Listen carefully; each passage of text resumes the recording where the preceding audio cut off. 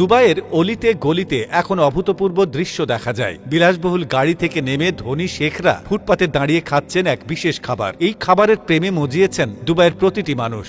না, এটি কোনো 5 তারকার রেস্তোরাঁর বিলাসবহুল খাবার নয়, এটি ঐতিহ্যবাহী সিরিয়ান শর্মা। মোহনীয় স্বাদের এই শর্মা এতটাই জনপ্রিয় যে ধনীর দুলালরাও রাজপ্রাসাদ ছেড়ে ছোট্ট দোকানে এসে এর স্বাদ নিতে ভিড় জমায়। সিরিয়ার মাটিতে জন্ম নেওয়া এই শর্মা এখন দুবাইয়ের প্রতিটি কোনায় জনপ্রিয়। এর স্বাদ এমন যে একবার খেলে বারবার খেতে ইচ্ছে করে। সিরিয়ান শর্মা মানে শুধু মাংসের রোল তা নয়, এটি একদম নিখুঁতভাবে তৈরি খাবারের উৎকৃষ্ট উদাহরণ। এটি তৈরির সময় মাংসের সঙ্গে মেশানো হয় বিশেষ মশলা, টক দই, রসুনের পেস্ট আর হালকা ভিনেগার। মাংসকে ঘন্টার পর ঘন্টা মেরিনেট করা হয় যাতে প্রতিটি স্তর মশলা দিয়ে ভরে যায়। তারপর মাংসগুলো একটি উঁচু রডে সাজিয়ে গ্রিল করা হয়। রডটি ধীরে ধীরে ঘুরে আর বাইরের স্তরটি সোনালী হয়ে ঝলসে ওঠে। এই সোনালী মাংস কেটে নরম পাতলা রুটির মতো রাখা হয়। এর সঙ্গে থাকে টক দইয়ের সস, পিকল আর হালকা সবজি। প্রতিটি কামড় যেন স্বাদের বিস্ফোরণ। দুবাইয়ের মানুষ সিরিয়ান শর্মাকে শুধু একটি খাবার হিসেবে দেখে না, এটি তাদের জীবনের অংশ।